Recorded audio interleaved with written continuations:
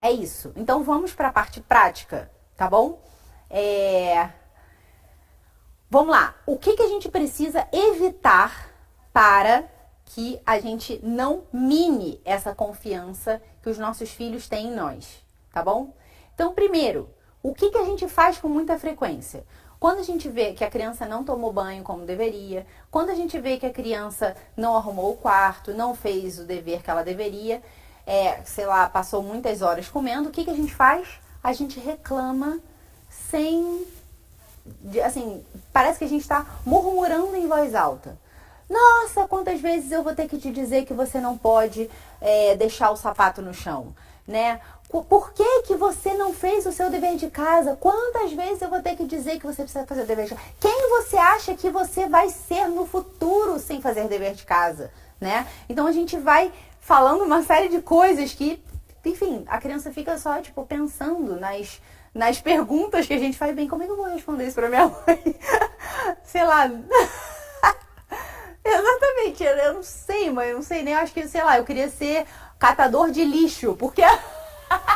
Não, e se você perguntar pra criança, né, o que você quer ser, né, às vezes, não, eu quero ser catadora de lixo, eu quero, enfim, a criança... Não... ser aquela menina que entrega papelzinho no sinal. Bem, exato, isso, enfim, então ela fala, enfim, bem, se eu não fizer meu dever de casa, eu não vou conseguir catar o lixo, enfim, é uma coisa muito... Não tem nada a ver com nada. Né, exatamente. Então, o que a gente faz? A gente não deve falar de forma a murmurar, a ter devaneios na frente da criança, sem dar uma orientação clara.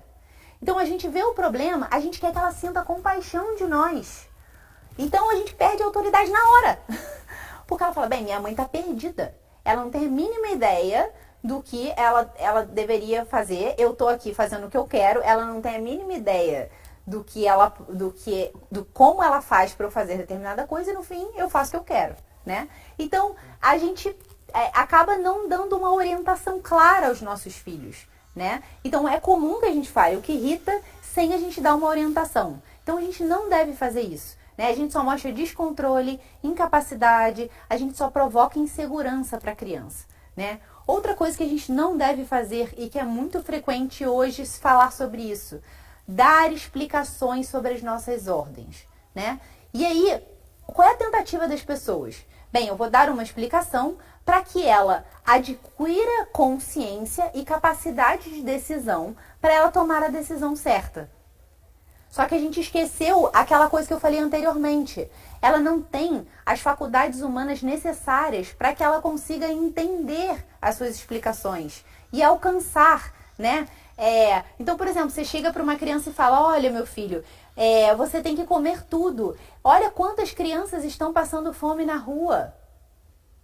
Ela fala, bem, ela nem sabe que crianças são essas, ela não entende muito bem o que é isso, ela não consegue se...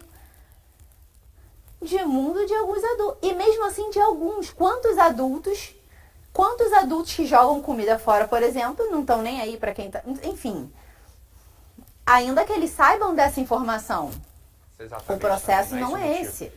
Exatamente, o processo não é esse. Então, evitar... Significa que você nunca possa dar explicações sobre as coisas? Não significa isso. Você pode dar explicações, mas em momentos corretos. A explicação ela não pode estar associada à ordem. Tá me ouvindo? A explicação não pode estar associada no momento da ordem, né? Então, você pode dar a explicação fora desse momento que você vai dar a ordem. Se você quer explicar, se você quer conversar, se você quer instruir, você deve fazer isso sim, através de histórias, em momentos descontraídos, em momentos que de fato ela obedeceu. Você fala, nossa filho, que bom que você obedeceu, porque realmente isso é importante por causa disso, disso, disso, né? Ela está aberta porque ela já fez algo positivo. Então ela já está totalmente aberta às suas explicações. Quando a gente faz isso no momento que ela já vai ter que fazer uma coisa, que ela não quer muito bem, você vem com as suas explicações, ela bloqueia tudo que você está falando e não está nem mais prestando atenção. Então essas explicações só vão ser motivos de resistência. Porque ela vai começar, bem, mas isso não faz sentido. Ela vai começar a te questionar, mas por quê? Mas por que assim? Mas por que meu amigo? Mas por que não sei o quê? E ela vai começar a colocar resistências às suas ordens, né? Então a gente precisa focar na ordem e não nas explicações, né? Então, evitar sermões é uma outra coisa, porque muitas vezes a gente faz isso.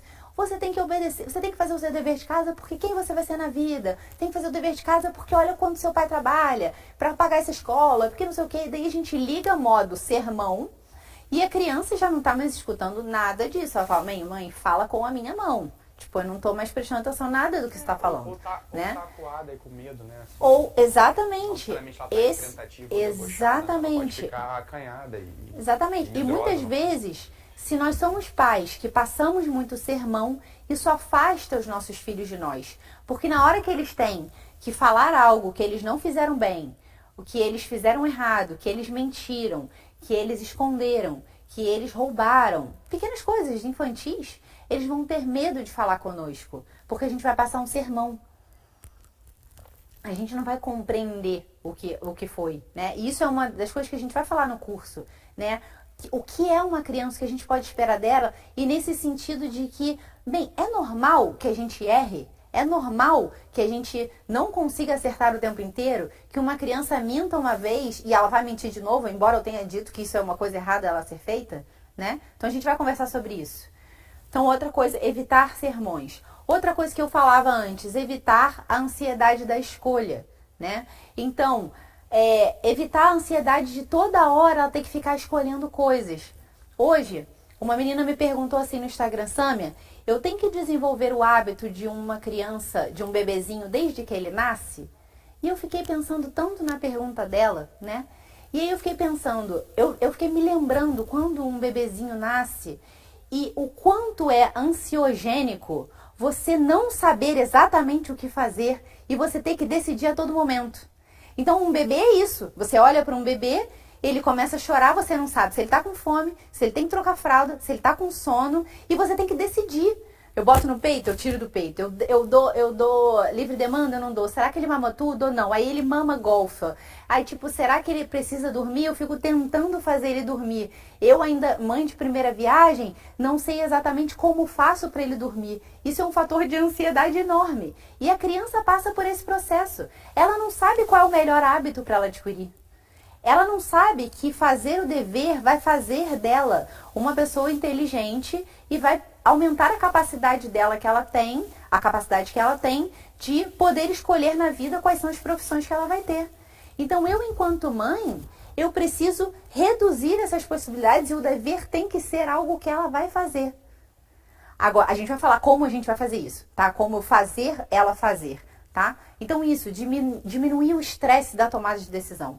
Você mesmo fala isso. Se você tem muitas possibilidades, você não faz nenhuma, você fica perdido, né? Então, reduzir o estresse da tomada de decisão diminui a ansiedade e isso não vai tirar a liberdade dos nossos filhos, tá?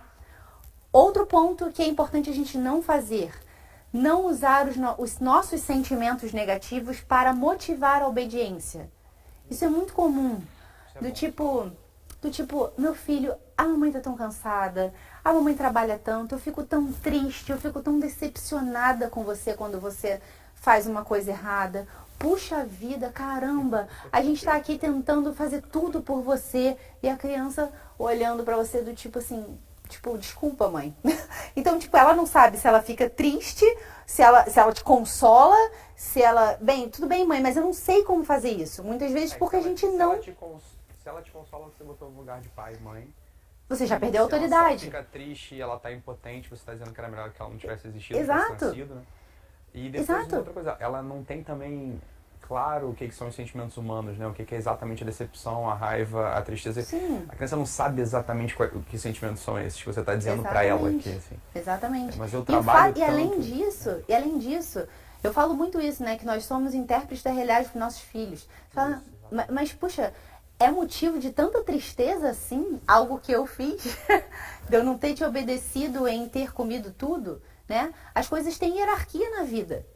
Então é importante a gente passar isso. Bem, o fato dela não ter comido, isso não é motivo de tristeza para mim. É motivo de eu tentar ajudá-la a fazer como ela vai, a partir de agora, conseguir comer a comida toda no tempo certo. Enfim, todas as coisas, né? Então, eu não tenho que transferir para ela a minha impotência materna, né?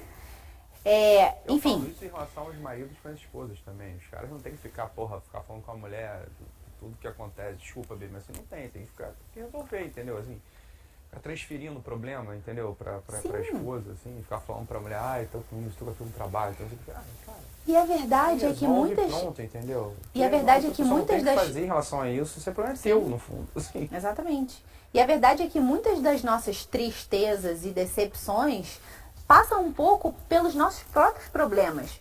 Porque a gente teve ciúme, porque a gente teve uma... sei lá, a gente colocou uma expectativa que não devia, uma série de coisas que a gente precisa tentar ajustar. Nem sempre a culpa é da outra pessoa. É o que acontece na educação. A culpa não é só da criança. A gente está ali para instruí-la, né? Outro ponto que a gente faz errado.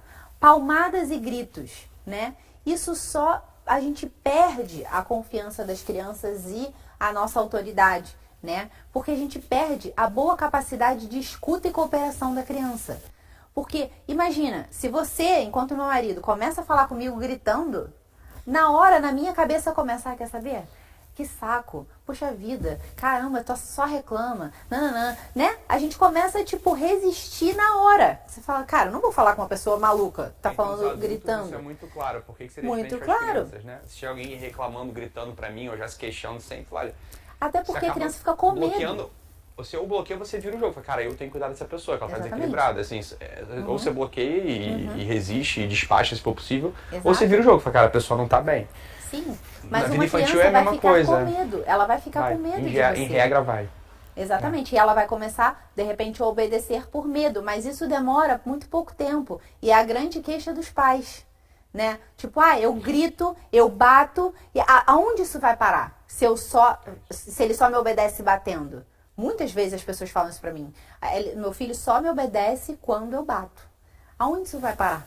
Né? Então, você vai parar na desobediência, na perda de autoridade total, porque você não vai Total. matar seu filho. Então, Exatamente. Esse é o limite do uso da Não, força. e você não vai bater nele até ele morrer. Não vai bater nele quando tiver 20 anos, 15 anos. Exato. Você bate até certa idade, depois acabou. Claro, assim. Exatamente. Então, enfim, isso é um recurso ruim, né? Além disso, não diminuir os sofrimentos da criança, né? Então, a gente confia numa pessoa, por exemplo, quando você vai no psicólogo e que você vai falar dos seus problemas pra ele, se ele chegar e falar assim, Samia, sinceramente, palhaçada isso, entendeu? Pelo amor de Deus, né?